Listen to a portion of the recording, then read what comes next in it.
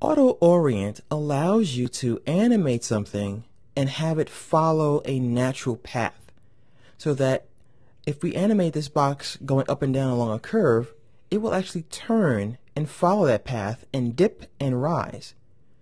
So what I'm going to do is I'll reduce the size of this image, and I'm not worried about proportions at the moment. I'll just leave it as it is, and I'll put it right here.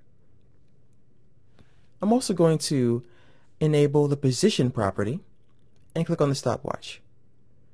Now, one of the secrets to animation, whether you're working in After Effects or Maya or anything like that, is that animators typically make broad strokes in animation and refine it later.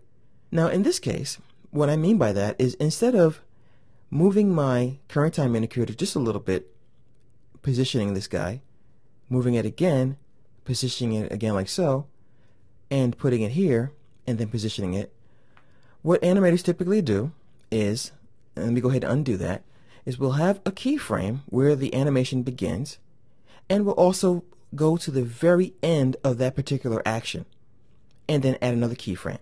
So let's say that this guy is going to wind up over here by the time his animation of all this dips and rises is over. So we have what looks like a pretty linear animation. So we already have our start and end, and now we start to finesse. So I'm going to now move the current time indicator a little bit like so, and then rise it up like this, go to another position and lower it down, and go over here and rise it up like that. And that you'll have a little bit more control in your animation that way. Now I'm going to hit the spacebar, and let's go ahead and take a look at how this guy follows this path.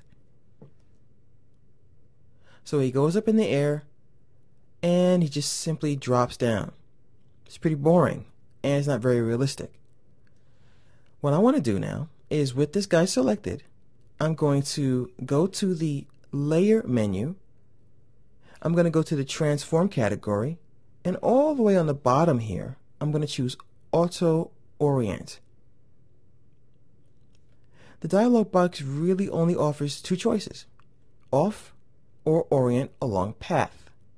Well, we want him to follow the path, so I'm going to click Auto Orient, and I'll put it on the path. Click OK. Now, when I hit the spacebar, watch what happens. He faces it, and then he's like, oh no, here comes a big hill. Ah! And so you get this really cool effect.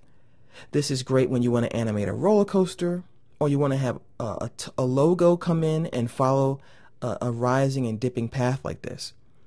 And it's really nice because you don't have to manually go from keyframe to keyframe and hit the rotation property and adjust it. Auto Orient will take care of all that for you. Once again, locate it under the Layer menu, Transform, Auto Orient.